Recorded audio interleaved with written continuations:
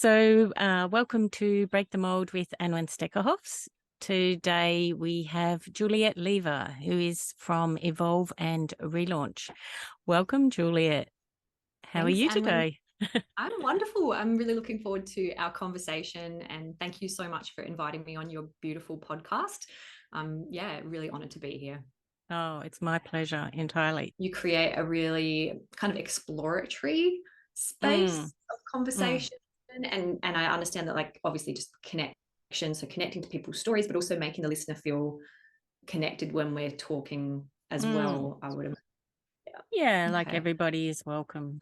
So it's a Yeah. little bit about getting to know me as a person and as a brand, Yeah. because I am going to be working with people one-on-one clients. But, they feel that they can trust me because I do talk very honestly. Yeah. Like I've revealed a lot. So tell me a little bit about the company that you have with your partner. Yeah, our baby, Evolve and Relaunch Education, it is a business that was really developed and built based on merging our two individual businesses, if I can start from there. Mm, So Paul has been running his business for like 15, 20 years, Evolve Mind and Body Coaching, doing coaching. He started teaching hypnotherapy in his early 20s and NLP. And we met coming on 9 years ago now, at the very kind of start of what I call my relaunch my life chapter of my life, where I had ended my marriage. I knew that I wanted to be a life coach and get out of the corporate world, but I really wanted to study hypnotherapy and NLP and all these sorts of things, but I hadn't found the right company. And long story short, I know you've read my book, but I was told one day by a psychic that I was going to meet a man called Paul, and here I am 9 years later, yeah. working and living alongside my beautiful partner and soulmate Paul. And I really built my coaching business up the first few years. Once I quit corporate, I took women to Bali on retreats, did yoga teacher training, kind of found myself, who I was out of the corporate Mm, world, and have now really stepped into helping Paul. We both teach the Neuro Linguistic Programming Practitioner certification, which is just, I feel like, essential self-knowledge for all humans to know yes. about how to operate your unconscious mind and work with it rather than against ourselves. And I also help people write books, and just am having the most beautiful journey of helping people really step into why they're here on this world and peeling back those layers of illusions of beliefs and limitations and things. So yeah, our education company, we teach, but we also like to talk about, like, we help people unlearn the things that aren't useful, the beliefs that we learn in life that aren't useful. So Yes. all about educating people, but also helping people think for themselves rather than just as a result of the programming they got handed down. So that's a little Mm. snapshot. So, you studied NLP first? I studied hypnotherapy first, actually. Oh, really? Mm. Okay. I Interesting. wanted to study NLP first, and beautiful Paul was like, "No, I don't have an NLP course happening for a few months. Why don't you do hypnotherapy?" And immediately I actually said no to start off with, because I had hypnotherapy sessions previous, and I actually pedestaled the therapist that I worked with because he helped me so much with clearing fears of abandonment, anxiety, and I just thought, I actually made a limiting belief in that moment. I could never do that. I could never be as good as what he helped Ah, me. interesting. And so then when Paul said, "Oh, why don't you study hypnotherapy?" I had a little bit of resistance, and I thought, okay, well, I'll give it a go. And in the first hour of the course, I just felt my whole body, mind, and spirit say, "You're home." Mm, Like, this is so healing and therapeutic, and you can help people with these skills now. Like, I had yeah. really grown up with a lot of the conditioning that said you can only help someone if you have a degree in psychology, or you can only help Yes. someone if, but these tools, and I know you've experienced firsthand how Mm, profound, especially like NLP and hypnotherapy, they obviously work together so well, but there's just something so embodied and somatic about the hypnotherapy that is undeniable as an experience, that it just switched something in me and just opened me up. So yeah, I studied hypnotherapy first and then NLP. Oh, and so that was with Evolve. That was with Paul. Yeah. Yeah. Oh my gosh.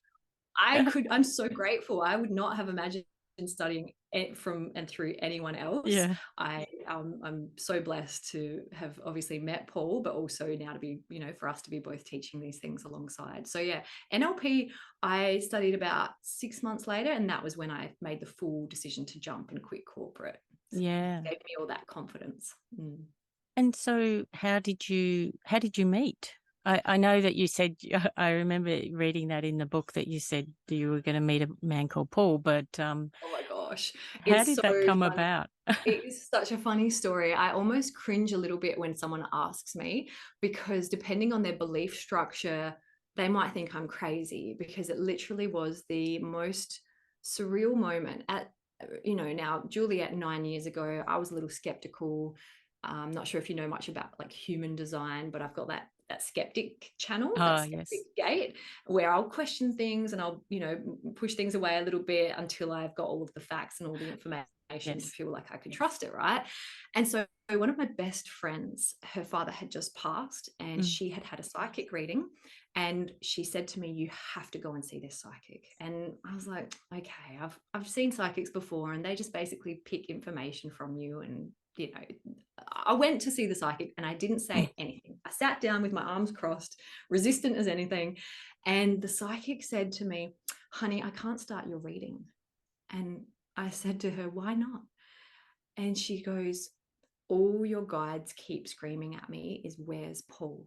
Paul, Paul, Paul, Paul. They just keep yelling this at me. So I have to ask you before I can start, who's Paul?" And I just looked at her and I was like, I don't know anyone called Paul. I actually didn't. I, had a girlfriend who she'd had an ex-boyfriend called Paul, and, my second uncle or something like that, but not anyone in my age group, not anyone who was in my radar. And anyway, she did the rest of the reading, and there was just something about how adamant she was that I had never experienced before. And literally later that night, it was like curiosity killed the cat, right? I was just curious. I just looked on Facebook. I just wrote Paul on Facebook, just the first 4 letters. All I wrote was PAUL in the top on Facebook, just to see, okay, who do I have that's mutual friends with someone called Paul? And I think he was like the 3rd one down. I think we had like 2 or 3 mutual friends. Adelaide's a pretty small place, as you know, though. Everyone knows everyone in Adelaide. And I just clicked on him because, he looked lovely. And I clicked on his photo, and it said that he was a teacher and trainer of NLP and hypnotherapy. Now, for months leading up to this, I had been journaling. I journal all the time. I'd been journaling, like, I really keep hearing about this thing called NLP and hypnotherapy. Like, I want to study it. And I'd looked at different places, but they just looked a little bit beige, if that's the right word, or a bit bland. No, there wasn't really any heart. And actually, a dear friend of mine had said, if you're going to study NLP and hypnotherapy, make sure it's with the right trainers, because you will kind of take on some of their belief systems and belief structure. And if it's not useful, it can be a waste of the course. So I was really mindful of that. And so I literally, in that moment, did not think of what the psychic had told me, which was that he was going to be my soulmate and we were going to travel and teach together and make a difference in the world, blah, blah, blah. Right? None of that. All I thought in that moment was, it must just be a crumb on the clue on the quest of my life, that I'm meant to meet this person and I'm just going to study his courses. Thanks, psychic.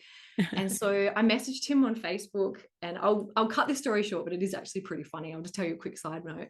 I'd messaged him on Facebook just saying, like, "Hi, my name's Juliet. I'm really interested in studying your courses. Could we catch up so I can have a coffee and like ask you some questions?" And I promise you, Anwyn, there was nothing untoward. I was actually dating someone at the time. I just thought that's what the psychic meant. Like, it's just to help me find this course. And at the time, my Facebook profile picture was a picture of my grandmother who had just passed away. And she was surrounded by all her grandchildren. So I was in the photo, but I was like one of the grandchildren. And it was my grandmother like waving. And so here's Paul on the other side of Adelaide, and he gets a message from this old lady. From grandma. To himself, "Yeah, sure, Betty. All right, we'll catch up." And so if you ask Paul his side of the story, one day he's just at a coffee shop minding his own business, and he's expecting this old lady to walk in interested in his courses. And of course I walk in, and we just literally did not stop talking for like 2 hours. It was just like honestly a beautiful instant soul connection. Wow. And we were both in relationships at the time, but there was just this weird, like, who are you and what is going on mystery here? And Yeah. And so over the series of several months, we both ended our relationships, and we kind of just naturally, organically, I obviously started exploring and studying and learning more. And it just felt like, it sounds really cliche, but we had a human design reading a couple of years ago, and she literally said, all of my gates and channels that are open, his close. And that was what it felt like. It just felt like, when we're together, we're just like incredible. When we're apart, we're awesome. But when we're together, it's like everything supercharges. And that skeptic channel that I have, he has the researcher channel that closes it. And so it's like, almost like, if you know, like Jerry and Esther Hicks, it's like one asks the questions, one finds the answers. And it's Right. that kind of symbiotic kind of nature that we just thrive in. So yeah, it's a funny story. I still sometimes spin out thinking about it. Like, I look at him when we're having lunch or something, and I think, gosh, like, who is this random person now that my whole life is with? And it's like that in relationships, isn't it? Like, you just meet someone one day, and then you decide, okay, I'm going to spend my whole life with you, and it's incredible. But yeah, I'm really grateful for every day that we have together. It's very special, and yeah, I feel like a pretty fitting story for how, Yes. interesting we are. Yeah. So Well, you're a very dynamic couple. Yeah. yeah, Together. that's Yes. a nice Yeah. word. I like that word. Yeah. You didn't know that. So all you knew was that we'd met because of a psychic. Yes. Yeah. So You that's, didn't yeah. know. Yeah. So he called me his stalker for the first year or two, but it's I could okay. see that. I honestly, hand on heart, it was just like innocent, but like, yeah, I'm glad that I followed the clues. So, Mm. And so what's important in your relationship?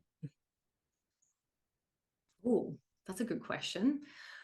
A lot of things.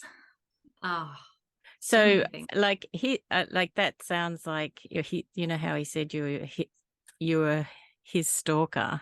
Like that's his humor, isn't it? Oh my Like gosh. people who don't know Paul, I that know. is totally his humor. And Good. is that a quality that you like?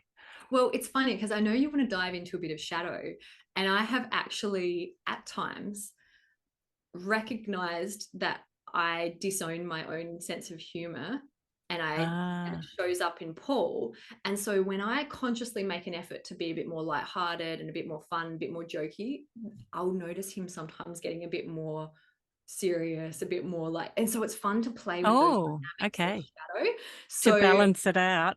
yeah, I think as well, I think being inclusive of all gender roles and gender types in society, I do feel sometimes as a female presenter, I have to be mindful of how much I joke around, because I'm mindful that that can minimize my credibility at times in a role of leadership. And that's something that I play with, and I'm mindful of. And I've done a lot of training around public speaking, and the Mm, recommendations when you're in those roles, if you're on stage and you make a joke of yourself as a woman, it's a mm, different energy than if you're in that kind of typical male gender role or whatever, right? And so totally. that's been an interesting thing. I would say behind closed doors, we're pretty equal when it comes to our humor.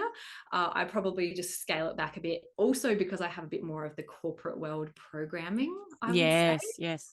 But we both definitely I have was a going to say that coming from that, that would have made you a bit more serious about business and kind of like you have to toe the line with men. agreed. And I think maybe also a little more aware of the kinds of judgments and perceptions that hold true in those environments. Because I Mm, think you can not care, but that will only get you so far, because then people mm. won't take you seriously, for example. Yeah. And so I love it. I think It's it's sort fun. of like, are you legitimate? You know, like if you're joking around, then what is she on about? You know, kind of thing. Yep. Yep. I think there's a certain percentage that you can get away with. And I think Paul really maxes out his percentage in Yes. a really fun way. But he Yeah. also will we finished up teaching Master Prac a couple of months ago, Mm, and the jokes that he can get away with there with people who have been through 3 or 4 weeks of Yes. training with us are really different, because then we started day 1 of NLP prac with a new group a week later, and he tried a few jokes on, and he was like, oh, okay, yeah, there's a couple more layers here that I need to break through before I can do that. But yeah, definitely, I think having fun, play, humor, that lightheartedness, but also, that deep space of just trust, openness.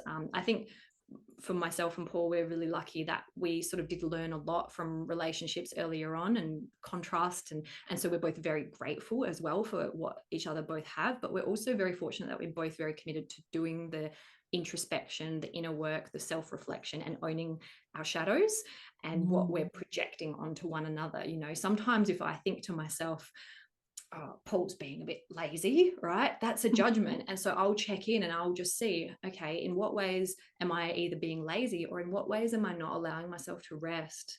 Because it would only be triggering me if it's something for me to look at. And so I think that kind of awareness in relationships. That's a great switch there. I like that. Yeah.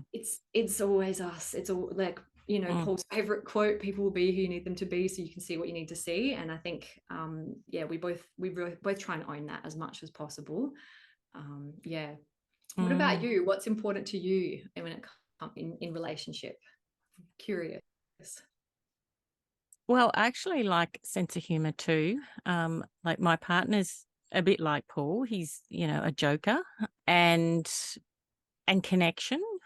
And we've sort of we've grown together a lot, and so I would say we're pretty aligned in our spirituality. Like we have similar views on that sort of stuff, and yeah, like having lots of fun. Like that's important. How long have you been together? Well, we've been together 32 years, but this year is our 30th wedding anniversary. Yeah. Oh, So, congratulations! yeah. It's It's a long time. Yeah. And then, children bring in another dynamic.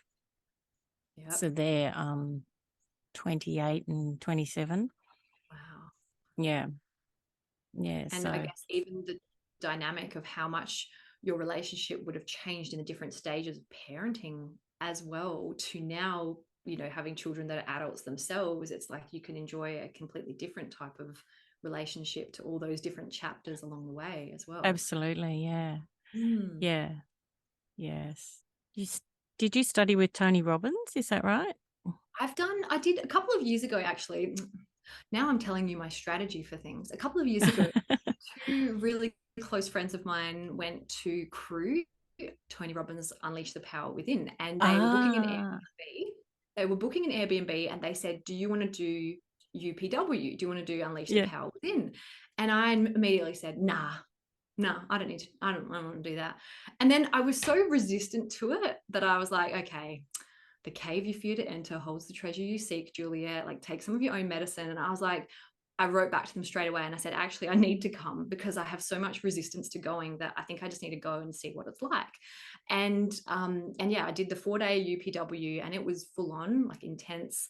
And so this was in the States.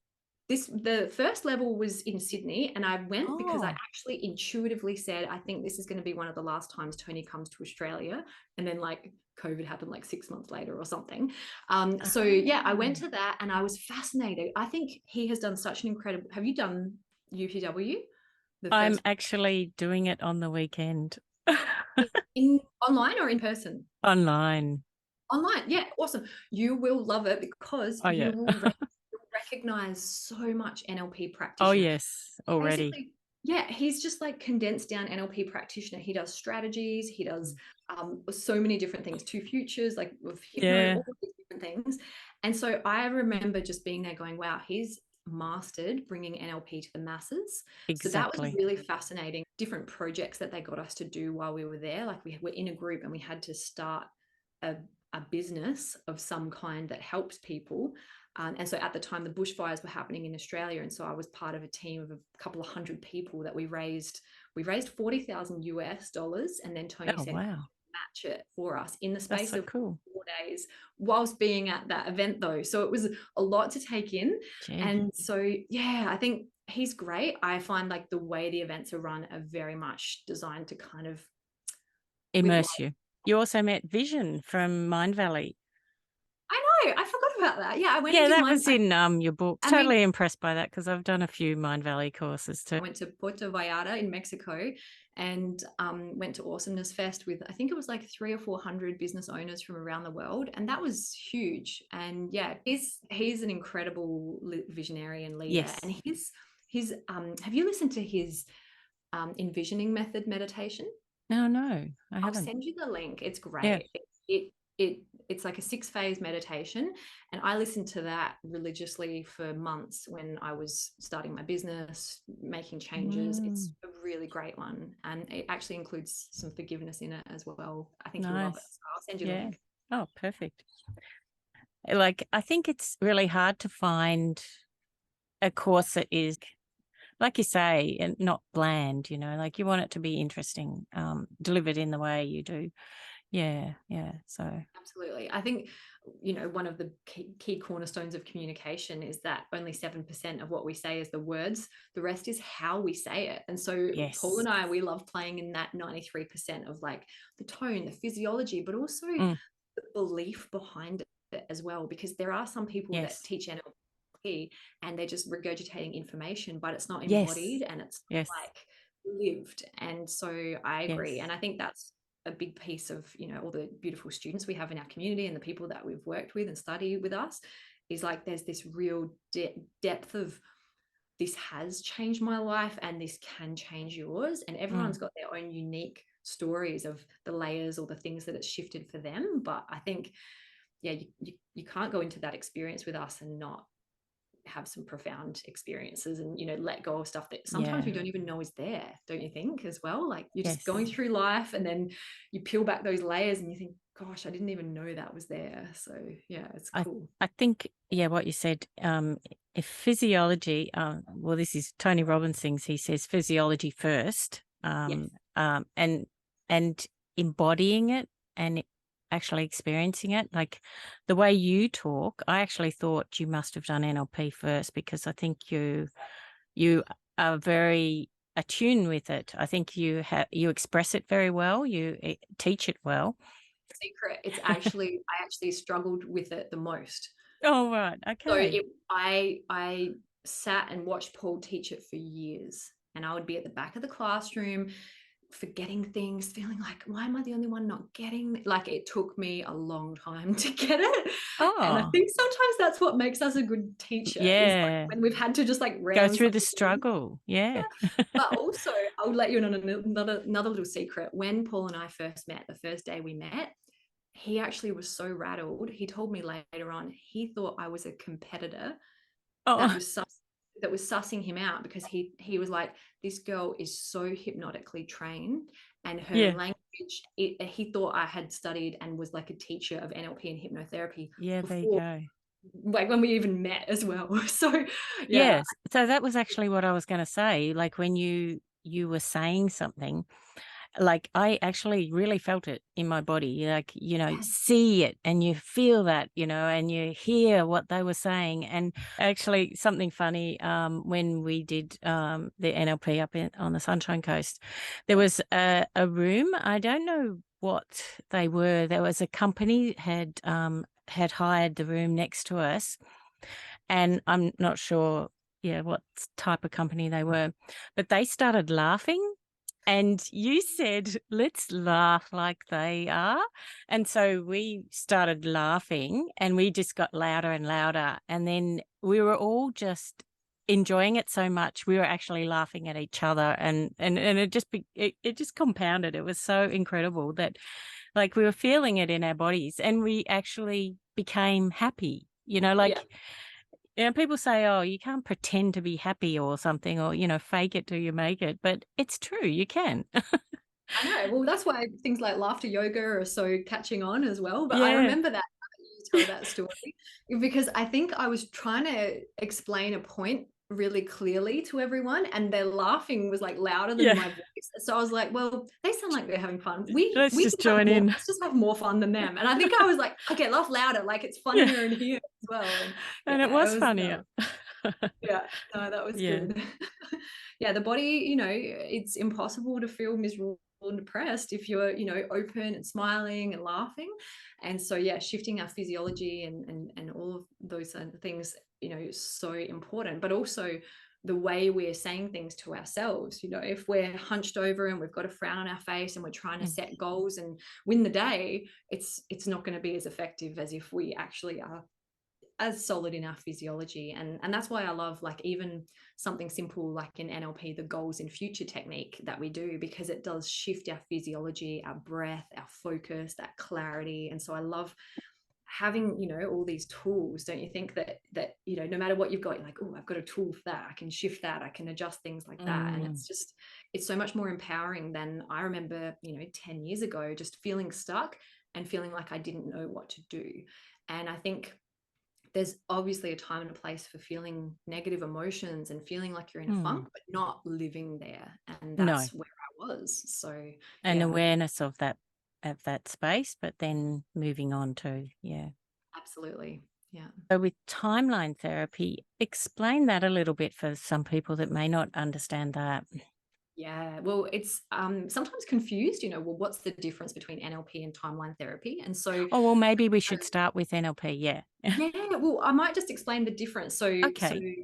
so NLP, I guess, was developed in sort of the mid 1970s, and it was co-created as a result of looking at, the co-creators Richard Bandler and John Grinder looked at, well, who are the most successful therapists in the world today, and what are they doing, and could we replicate and create models of how they're creating change in humans? And so they studied different therapists. They drew upon people like Virginia Satir, Milton Erickson, one of the most famous hypnotherapists, Dr. Carl Jung's work in Perception is Projection, Gregory Bates, lots of different people, right?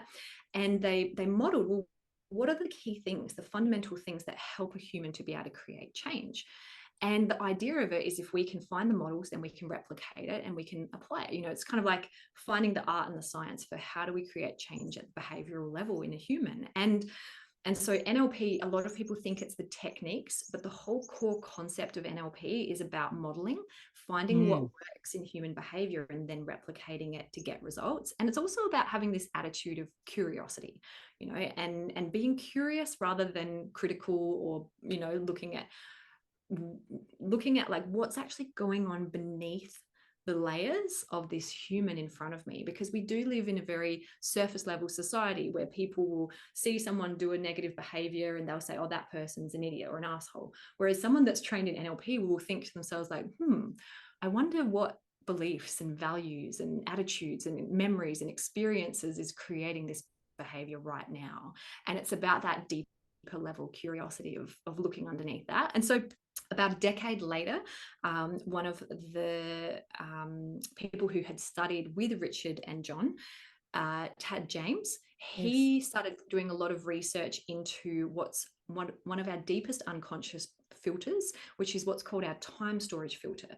And that's something we dive more into in Master Practice. It's a little more complex, but one of the things he explored was, there's actually somewhere that we all as humans store time in relation to our body. And he started doing some tests and experiments with clients where he would ask them about, for example, a limiting belief, and he would help them find the place in their thinking if you can find the place in your thinking before a belief existed, then it collapses that belief in the now, because all time is actually happening now. And so it's really fascinating, because it's basically like finding in your neurology, if we think of like a quantum physics perspective of things, in order for us to have a problem, we also need to have a not problem, right?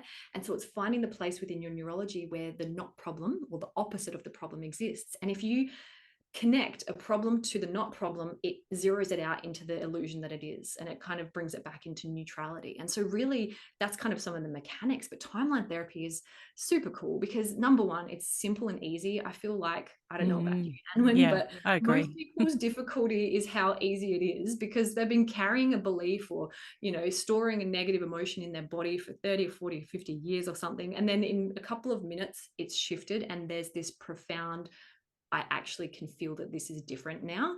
And we realize that we don't have to carry this stuff around anymore. So I would say probably the hardest thing is how easy it is, but it's it also, you know, really helps people not only let go of emotions, clear limiting beliefs, but also put goals into their future so that there's clarity for their future. And I love that technique as well. So yeah, it's profound. So, Yes, I agree. Putting it into the future is really what makes a difference. That is, yeah, profound. it is. And yet sometimes people will do goal setting and that will only get them so far if they haven't first cleared the space. So that's where True. timeline's so great, because it helps you kind of clear your past and then create your future. And I think some people in life get stuck because, let's take, for example, because we're talking about relationships. Yes. Maybe people go, oh, okay, I'm going to go on a dating site because I want to get in a relationship, but they haven't cleared their past baggage about relationships. So they're going into all those interactions, projecting their past onto, you know, their relationships. And so if you have the tools, and if you don't have the tools, find a coach, you know, work with Anwyn, work with someone that can help you actually clear that space in your past, so that then when you do go out to find that relationship or start that business or lose weight or whatever the goal is, you're not carrying all of that past projection. Because what we filter for, we find, and we filter reality based on our beliefs, right? So if our beliefs can be, you know, shifted, then you can start actually attracting, you know, what it is you do want with that clarity. So yeah, 100%. I think putting our goals in the future is half of the battle. The other battle is making sure that there's the plot of land to be able to plant them in. So yeah, because if we if we don't, then we keep looking for the same qualities, and we don't realize that those are the qualities we don't actually want, but we're actually filtering for those qualities again and again and again, and we get the same partner every time, and we wonder what's wrong. We always think it's them, but it's actually our filters that are creating it. and the scariest part is we'll actually turn them into that. Yes. You know, okay. I'm a big believer that anyone can have, and you know, Paul and I have discussed this, right? I'm a big believer that anyone can have a successful relationship with anyone, yes. if they're actually aware of what they're creating. And so, you know, there have been times over the last few years where in my relationship with Paul, I've caught a little glimpse of my ex-husband, and I'll go, I'm creating this right now. What is there here for me to clear up? It's not him that has to change.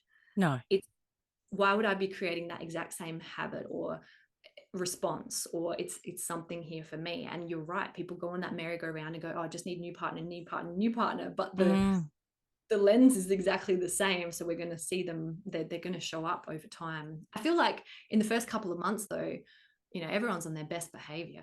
Yes, that's the thing. Well, that's what Jung talks about, doesn't he? He says you project, you know, them to be perfect, and then suddenly it starts to break down, and then underneath it, then they're just human like everyone else. A couple of years ago, sorry, I interviewed John Demartini on my podcast, and it's one of my favorites. I still go back and listen to it sometimes, and he says, you know, people will write a list of all the qualities they want in a partner, but they'll write a lopsided list.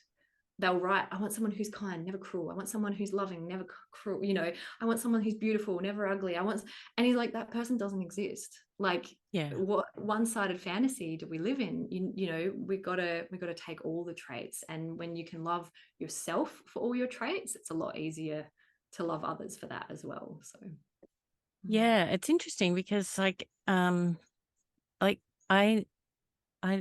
you know, you think about people that say, oh, I want to meet the perfect person, you know, and they say, oh, well, this isn't the perfect person. I have to, you know, they have to be this way. And I don't think that happened with us. Like we actually, we worked together in a business, in his business, and we would just talk. So we talked for 6 months before we got together.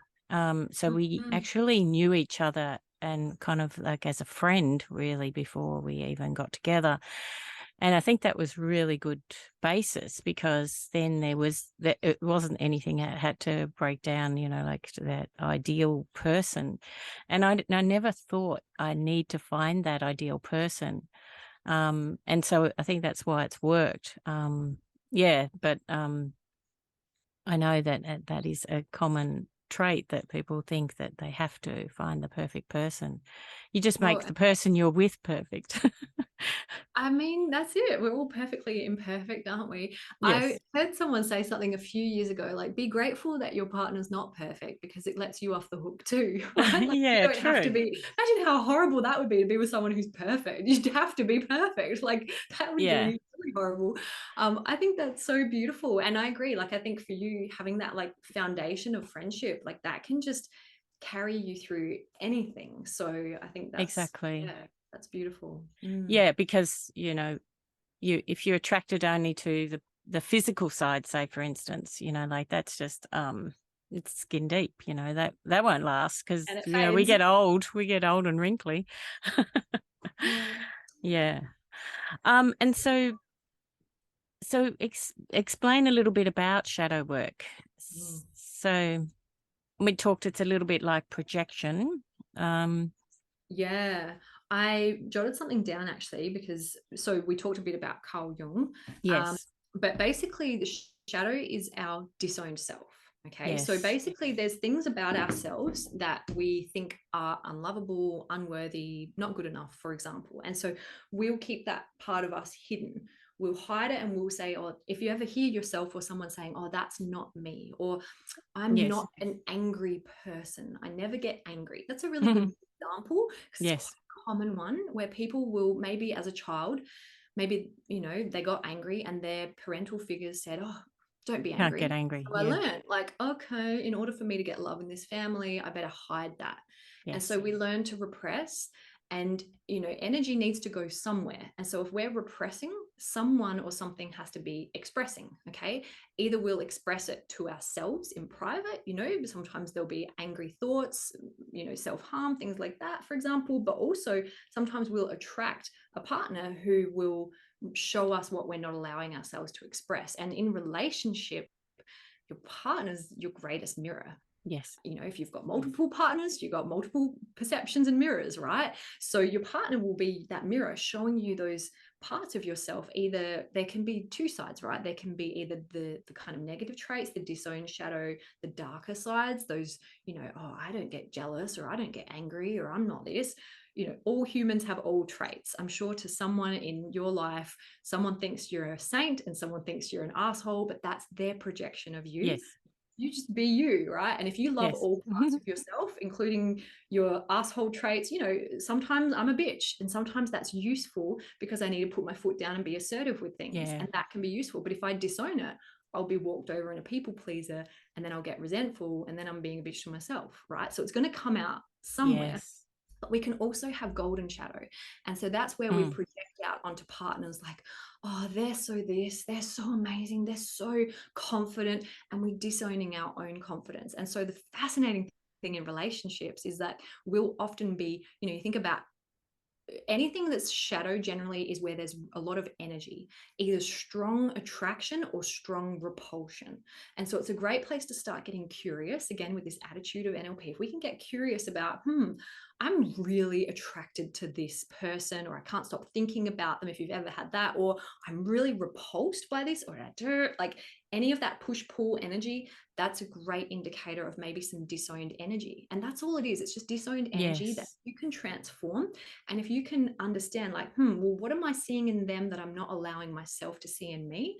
Then or what am I seeing expressed in them that I'm not allowing myself to express in me? Then you can start to transmute that energy. And often those attractions and repulsions will neutralize, and you just see them for who they are, which is just this, you know, beautiful reflection of light, this being on this world that's just being them. And you don't have to project all your stuff onto them, right? But yeah, so it's super fascinating. Obviously, Carl Jung said, you know, we tend to marry our unconscious mind and project all of our unresolved stuff onto them. So, you know, our partners, our intimate relationships, children, if you have them, they can be great reflections for shadow work. You know, I'm a big believer that, you know, life is always teaching us stuff. Yes. So yeah, learning as much as we can. It's not always easy though, because sometimes it can be quite painful. Sometimes it can be quite confronting. Confronting. And Yeah. it is easy to just kind of blame others, or as I Yeah. said, we live in a bit of a surface level society where it's just really easy to say, oh, that person's just an asshole, I just don't like them. But Yeah. start getting curious. Well, what specific traits about them don't you like? And what would happen in your life if you either owned them, or how is this you? And these are some concepts that I explored in my book, just in kind of like an intro level, about the mirrors of life. And I love playing that game of like, oh, this person in my world, you know, they're either showing me something that I am, something that I judge, something that I aspire to be, or something that I used to be, and maybe I don't like so much. So, you know, for me, you know, 8 or 9 years ago, I used to judge people who drank alcohol. I would judge it so much. And it's only because I was judging the 20-year-old self of me that drank away her early 20s, right? So the things that we tend to not like about others, I really believe, like in a simple term, if you can think about, okay, which mirror is this person showing me for myself? Then you can start to have compassion for that person, and also just you do you, and focus on you. But yeah, I think relationships are super interesting because I think they're also a lot of times set up with unrealistic expectations of what people think a relationship could and should be, rather than just that. And I listened to one of your podcasts earlier today where you were talking about like your biggest learning is just really being really present with the person and with yourself and with what is. And I think that's, in relationship, the biggest gift we can give is like, you know, it's very challenging to unconditionally love someone, but as close to that as we can get, of like, you don't have to change or be or do anything other than what your unique expression of human is in this world. And I think in relationships, like if we can give that, it's fascinating. You know, I think sometimes as well, people want their partners to change in relationship because they see their partner as a reflection of them. And so if their partner's displaying something that they wouldn't like or do, it's, you know, a bit of a trigger in that sense too. So yeah, relationships are so fascinating, don't you think? yes. And what you just said then was, I just thought of something. Somebody said to me, oh, you know how dogs have give unconditional love. Yeah. As long And as you feed them, they don't love you so much. No, it's cupboard love. Yeah, cupboard love. And if you pat them occasionally, and I love that. But then I thought, you know, like, why can't, you know, if dogs give that, and they're on a very basic level, and that's really cute and we love them, but why can't we be like that? Like, why can't we be as giving as that? Like, give without the expectation of receiving anything, you know, because, you know, that's kind of what they like. I mean, even though they do like a bit of food and Absolutely. No, but I think it's a really good point. And I don't know. What do you think? Why do well, you? like, you know, with an animal, you know, if we can be like that with an animal, then surely we can be like that with the most important person of our life, our partner. But, you know, we get into the nitty gritties. I mean, we sometimes have these little arguments because he's aware of this work, and I say, mirror, oh, you're a mirror for me, and same. And, you know, so he'll say, oh, you're angry, and I'll say, no, you're angry, and he'll say, yeah, but that's because you're angry, and we're just, you know, bouncing off each other, and you get in this little cycle because he's aware of it. Like, when do you stop? What came first, the chicken or the egg? Is it me making you angry, or is it you being angry because I'm angry? Well, if you're both owning it, then, you know, sometimes chunking down helps as well. Is like, well, why don't you just give each other space to just voice everything you're angry about right now? And then that can kind of help with like getting it out. Because sometimes we think that we're angry at each other, whereas sometimes it's like could be something else. Different aspects. Yeah, I think that's cool. I would say as well, animals don't talk. Yeah, So, they don't you know, talk it's much back. easier to be unconditionally loving to a cute little dog or a cat or something like that. They can give you good looks, though. They can give judgy looks, can't they? Yeah. Should you really be up still working? You should be in bed right now. Yeah, they definitely can. No, I think it's fun, and it sounds like you've got a great level of awareness to be able to share that. And I think, you know, I mean, I'm not here to paint a unrealistic picture. Like, relationships can be really challenging as well. Sometimes there's things we don't want to look at. And, you know, honestly, for myself in previous relationships, it wasn't so open in terms of like doing this kind of work. And so it's a lot easier for me now because I'm living and working with someone who owns his stuff and I Yes. own mine. And I really want to acknowledge and put my heart out there to anyone who feels like they're in a relationship right now with someone who's not willing to do that and not willing to look at that stuff, because I think that is incredibly challenging. And also something to explore. Why Yeah. would I Why am I with that person? in what ways am I closed off, that sort of Yes. Yeah. so yeah. Yeah. Yeah. So true. And, like, well, in this kind of line of work, you get to a goal when you say, this is what I'd love to achieve. And then when you get there, then you want to expand more. So there's always more. There's always a new level. When you're there, you're happy with that level, but there is always room for growth. So, yeah, Absolutely. we can Yeah. always be growing. It's I not think you're like right. you suddenly get there. And that's, I think, like, don't you think that's like the gift in life, or the learning in life is like how to have your eye on the horizon, but to be really grateful in the present. Yes, exactly. Yes. Yeah, well, that's it. Like, you can just be always striving to get something and be a certain way, but yes, be also happy and grateful for what we have already, because we do have so much. Yeah. So true. Is there anything you'd like to mention about boundaries? Like, boundaries are a big thing at the moment. I feel, like, it seems that, people always talking about, having boundaries. The other thing that triggers me is being trauma informed. Like, we all have levels of trauma. And I suppose it's because I've done so much work on myself. I have maybe what somebody would think is bad trauma or extreme trauma. And yet, I've overcome it, but it's because I'm prepared to go there. And it's like you're saying, it can be confronting and, scary for some people.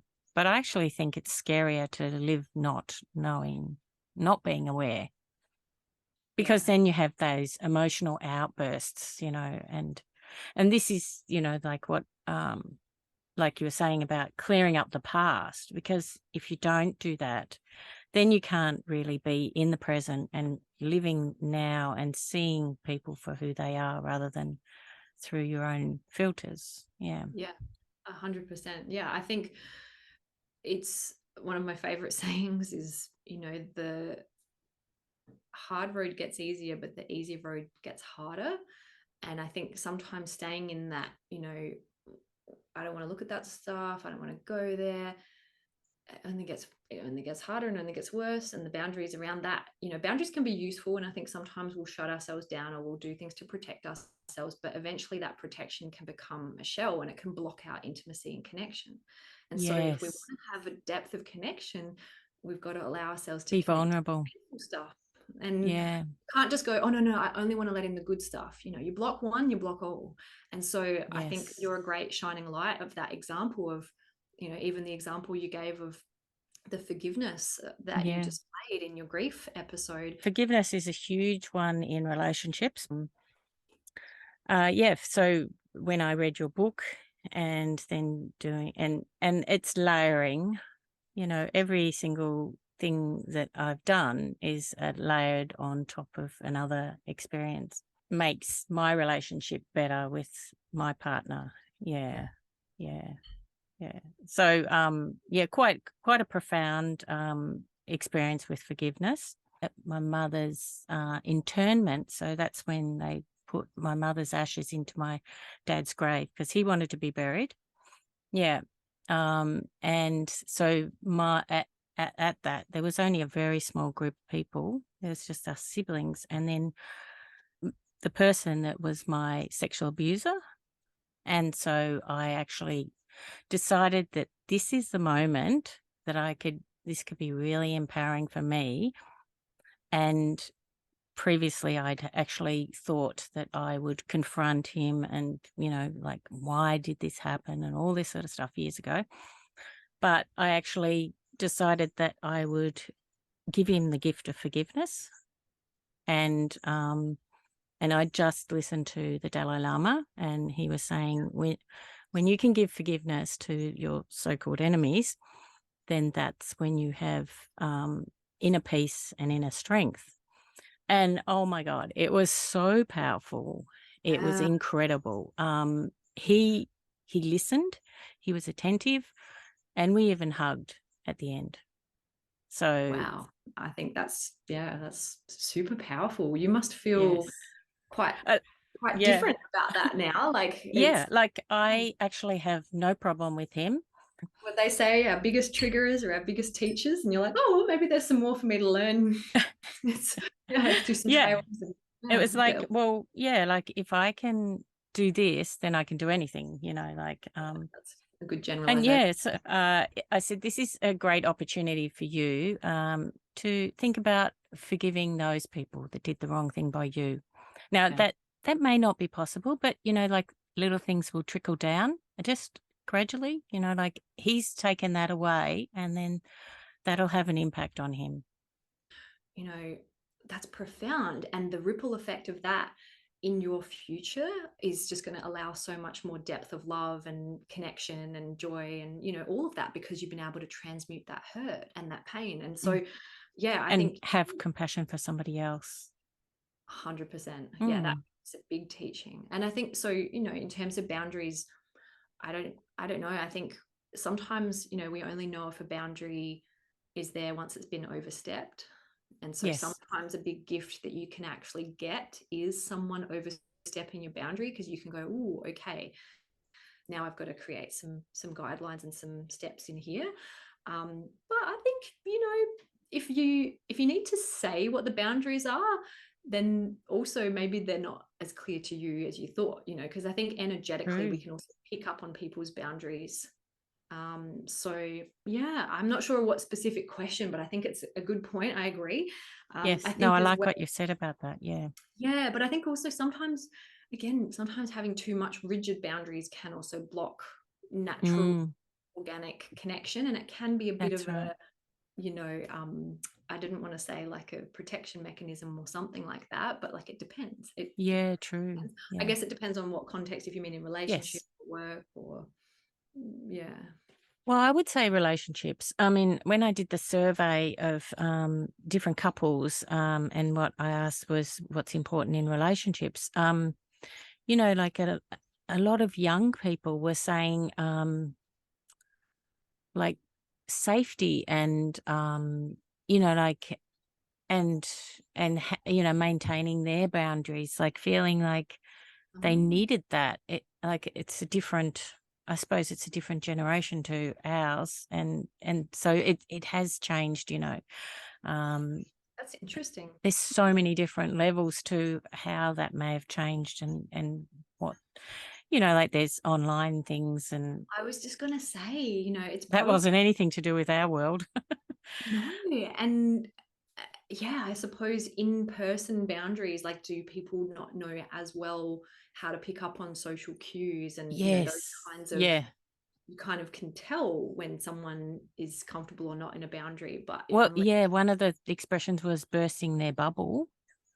And so really I thought, wow, that's really interesting, because if you're in an intimate relationship, like I would have thought that's kind of expected, but no, that's okay to know what you want, but I'm not sure that they did, but that's interesting anyway. Yeah. All these people growing up on devices and well, I'm actually going on another podcast, and it's called Definitely Baby. It's all about having a baby. And so she's been interviewing all young mothers that have just got babies now. And so I'm going to be quite different demographic because my kids have grown up. That would be nice for a bit of contrast then. Yeah, but like they're saying, oh, and I checked the app for breastfeeding and I did this app, and I'm going, wow, that's too many apps, like that's overwhelming. It's like, I heard, we have so much information, but not wisdom, like it's just too much. And then they judge themselves and they say, I'm doing this wrong. Whereas we were just doing it blind in the dark. We just go, okay, we made a mistake, but who knows? I don't know. Nobody else can tell me. Yeah. And sometimes though, that's the best way to build the muscle, right? Is doing the Yeah. things and getting the feedback. And I think everybody's individual too. Like you want to know the experience for yourself. Yeah. Yeah. Oh, that's Yeah. cool. Wow. That'd be a great conversation. Wow. Yeah. um, yeah. So, is there anything you'd like to add to this? I just would like to add, I remember us having our first conversation 3 or 4 years ago now, Oh, and yeah. it's just, this is why I love this work, because it's so beautiful to see you shining your light, paying forward, doing things that you're passionate about. You've got a podcast now where you're sharing some really deep, vulnerable things. And I Oh, am yeah. not going to go Thank into you. detail, but I remember our first conversation, even maybe you weren't so open with talking about, like we Yeah. were. And so to see you now here, just, I have to say that conversation was very profound. I said to my partner after I got off the call, I said, in 15 minutes, Juliet got who I was. You got to the core of me, and I made the decision straight away. Like I knew that your company was the one to go with. to you as a human in this world, thinking there's Yes. someone here that wants to let go of some stuff that's not them. Yeah. I've got to do everything I can to help her do that. And that's where it comes from. I think sometimes people think when you studied NLP, like, oh, they're using NLP techniques on me, they're doing, but like, I just am talking. No, well, you're naturally doing it, but There's no conscious thought, but I think it's so embodied now that it is just yes, natural, but you can obviously dissect it and that's the model it. master, Yeah, the master at work. but people would feel that about you as well. So And well, and that's something, like what you say about NLP is that you're modeling, and I thought, well, you were my golden shadow. yeah. I have to admit to that.